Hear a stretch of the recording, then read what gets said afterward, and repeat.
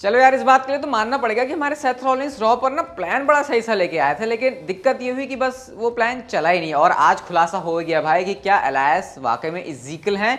Raw की पूरी आधे साल में जितनी व्यूअरशिप आती है ना, उतनी व्यूअरशिप अकेले इंडिया से रेसलमेनिया 38 को आ गई। तो रॉ के बारे में तो बात होगी और इधर उधर की थोड़ी और बात है। बस आप लोग वीडियो को लाइक कर दो, वीडियो को लास्ट तक जरूर देखना।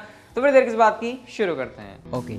Hello chatters, my name is Rohit and you are watching Wrestle Chatter. सबसे पहले गाइस हमको जो शो की स्टार्टिंग वो देखने को मिलती है सेथ फ्रिकिन रॉलिंस के साथ। जैसे हमेशा मंडे नाइट रॉलिंस करके उन्होंने वेलकम किया। बहुत टाइम बाद आज मुझे ऐसा लगा कि सेथ रॉलिंस ने रॉ को ओपन किया है, क्योंकि वो मंडे नाइट रॉलिंस मुझे ऐसा क्यों लग रहा है कि मैंने बहुत टाइम के बाद सुना है। ऐसा होता है, सेथ रॉलिंस आते हैं, उसके बाद कोडी रोड्स को इंट्रोड्यूस करते हैं। और कोडी रोड्स जिस तरीके से क्राउड के साथ ऐसे मिलजुल रहे थे ना, सेथ रॉलिंस अपनी बात कर रहे हैं, कोडी रोड्स कहते हैं रुक बेटा अभी मुझे जरा बात करने दे अपनी ऑडियंस से। वो बात उधर उनके साथ एंगेज है और सेथ रॉलिंस कह रहे हैं कि देख वैसे तो मैं आज तेरी तारीफें करने आया था, लेकिन तेरी हरकतें मुझे ऐसी लग नहीं रही है जो तारीफों के काबिल हो। इनके बीच में ट्रैश टॉक हो रही है। सेथ रॉलिंस को इस बात के लिए मान रहे हैं कि हाँ भैया तो मेरे से पहले WWE के अंदर बहुत कुछ कर चुका है, मैं छह साल इधर उधर गायब था।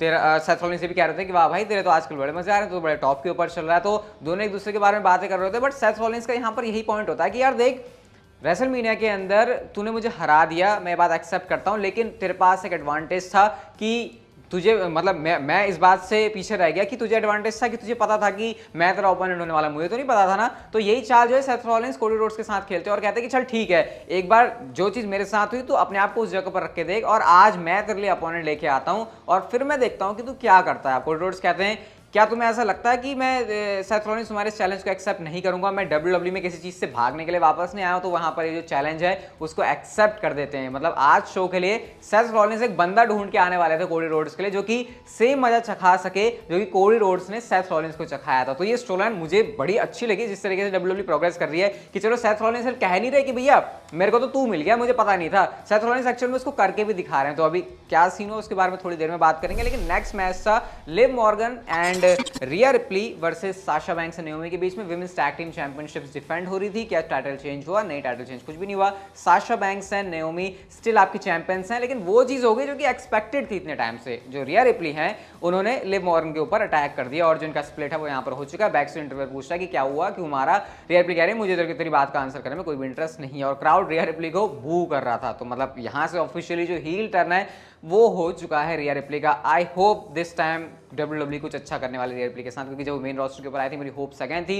अब ऐसा लग रहा है कि शायद दोबारा से होप्स रख सकते हैं, क्योंकि कुछ कैरेक्टर में चेंज है रिया रिप्ली के। सोनिया डेविल की हमको ट्रैश टॉक देखने को मिलती है बियांका बेलेयर के लिए, और वो यही बातें बोल रही हैं कि बियांका बेलेयर को आके वो चिढ़ा रही हैं कि यार तेरा तो वैसे भी तेरे तो वही हाल रहता है ना, जब भी तो चैंपियनशिप जीतती है तेरा जो रेन है वो लंबा तो हो नहीं पाता, तो सेकंड्स में हार जाती है, ऐसे ऐसे करके वो चिढ़ाने लग जाती है उनको। अब बियांका बेलेयर क्या करती है, उनको कंधों के ऊपर उठा के पटकनी वाली होती है, कहती है कि तू वेट क्यों कर रही है, अभी जाके मैच करते हैं। बट सोनिया डेविल माइक कहते हैं कि देख ले, अगर मुझे तूने पटका तो सस्पेंशन फाइन ऐसी ऐसी चीजें ऊपर लगाऊंगी कि तूने सोची ना होगी। तो बियांका बेलेयर को लगता है नहीं, थोड़ा सा संभल जाते हैं। उन्होंने केओडी लगाया नहीं, लेकिन फेंका ऐसे वो केओडी लगाने से कम भी नहीं था। बैक से बड़ी फनी चीज होती है, सोनिया डेविल कहती है एडम पियर्स से कि नहीं हमें तो फाइन लगाना है, इसको ऐसी अकल ठिकाने आएगी। फाइन लगता है पता है कितना? $1 का। और ये चीज़ देखिए सोनिया डेविल की जो अंदर से है ना पूरी आत्मा वो जल जाती है कि ऐसा कैसे करके चलेगी बियांका बेलेयर। और एडम पियर्स के रिएक्शन काफ़ी अच्छे लग रहे थे। तो अच्छी स्टोरी लाइन प्रोग्रेस कर रही है, कुछ यूनिक चीज़ देखने को मिल रही है विमेंस डिवीजन के अंदर, क्योंकि सोनिया डेविल का यहाँ पर आना मुझे लगता है एक फ्रेश चीज़ दे देता है इस टाइटल पिक्चर वाली सीन के अंदर। वीर महान का आज भी मैच था अगेंस्ट जेफ ब्रूक्स, और सेम पैटर्न पर वीर महान रेसल कर रहे हैं हर हफ्ते।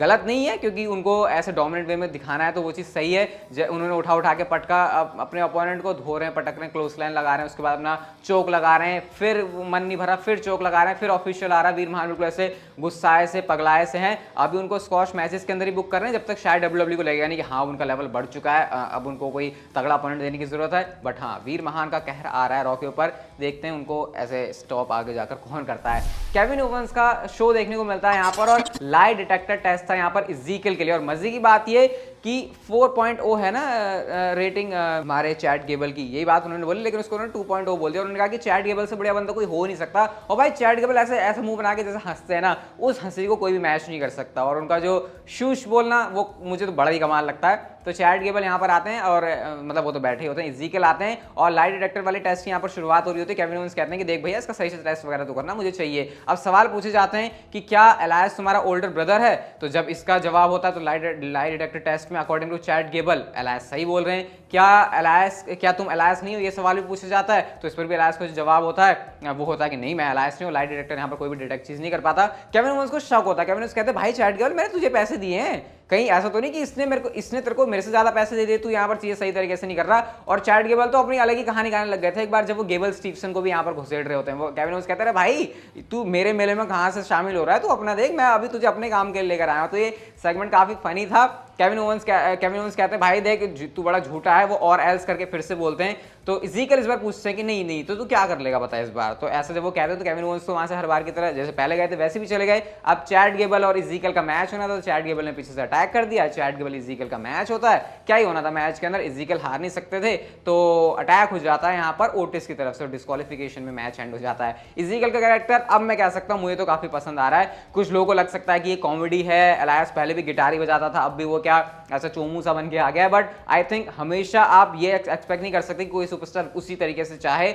शो पर डिफरेंट चीजें होनी चाहिए, सारे एलिमेंट होने चाहिए। मुझे लगता है जो एलिमेंट लेकर आप आ रहे हैं फैंस के लिए इज़ीकल वो काफी डिफरेंट है। तो मुझे तो इस स्टोरी लाइन को देखने में मजा आ रहा है। बाकी आपके इसके ऊपर क्या थॉट्स है कमेंट सेक्शन में बता सकते हो। हाँ जिस चीज में मजा नहीं आ रहा वो है बार बार आरके ब्रो और स्ट्रीट प्रॉफिट्स के मैचेस। अगेन यहाँ पर यही सीन होता है, स्पाइक डीडीटी तो आती है आरके ब्रो की तरफ से जब दोनों ही बंदे मतलब रिडल और रैंडी ऑर्टन आरके लगाते हैं, लेकिन उसो का थीम सॉन्ग प्ले हो जाता है, डिस्ट्रैक्शन हो गई और बस यहाँ पर जो स्ट्रीट प्रॉफिट्स है वो जीत गए।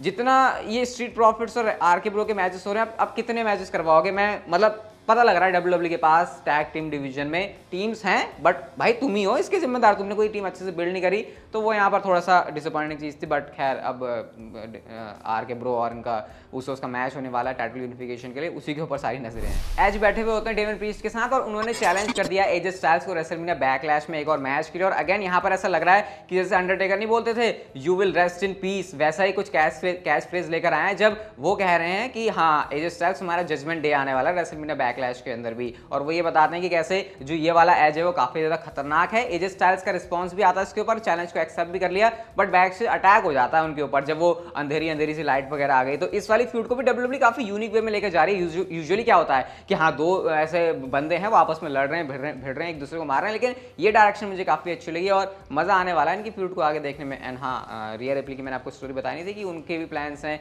एज की फैक्शन को ज्वाइन करने के लिए, उधर उनका हील टर्न हो गया, तो हो सकता है कि पता वो चीज जल्दी आ जाए। ऑस्टिन थियरी या फिर मुझे बोलना चाहिए थियरी वर्सेस फिन बैलर का मैच था यूनाइटेड स्टेट्स चैंपियनशिप के लिए। प्रेडिक्टेबल मैच था, लेकिन जब तक वो चीज़ हो नहीं जाए हम लोग मान नहीं सकते, बट वो चीज़ हो चुकी है और चीज़ ये हुई है कि अपना फिनिशर लगा के थियरी ने इस मैच में फिन बैलर को बना दिया है and he is your new United states champion. सबसे पहले बुरी बात की बात करते हैं, फिन बैलर को चैंपियनशिप दी, अच्छा लगा, सबको लगा अच्छा बढ़िया पुश मिल रहा है, विंस मैकमैन ने गिव अप नहीं किया है, बट उनका जो रेन था उसे देखकर लगता है कि उनको चैंपियनशिप देनी नहीं चाहिए थी। अच्छी बात की तरफ चलते हैं, थियरी को आगे जाकर डब्ल्यूडब्ल्यू बड़ा स्टार बनाना चाहते हैं, विंस मैकमैन उनके अंदर पोटेंशियल देखते हैं और वो उनके अंदर लगती भी है।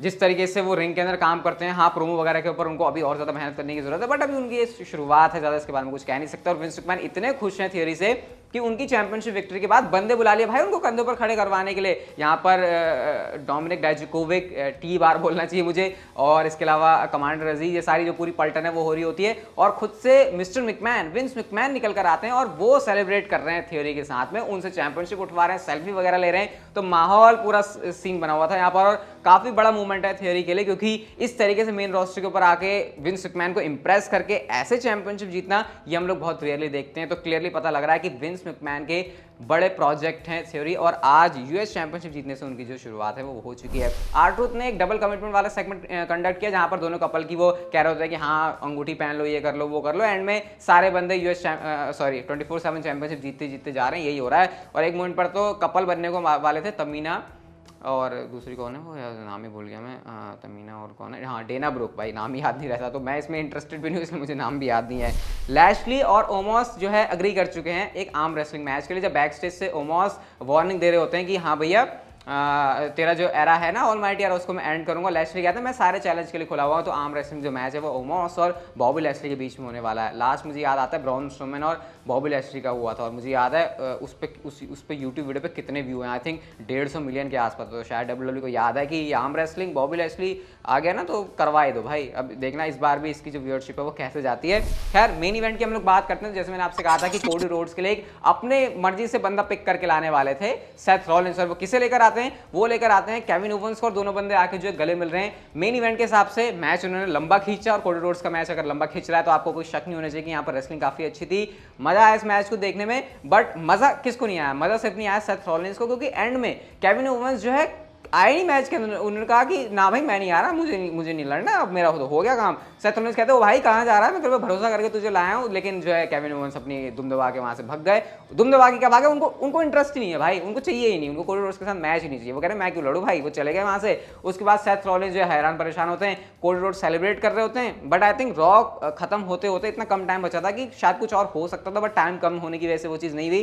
सेथ रॉलिंस ने जो रोप पर चढ़े हुए होते हैं कोडी रोड्स, उनको धक्का दे दिया और वहां से वो गुस्से में उनके ऊपर चिल्ला रहे हैं। दैट्स इट, ये था रॉ के एपिसोड में। तो इस तरीके से अभी मेन इवेंट की एंडिंग होती है।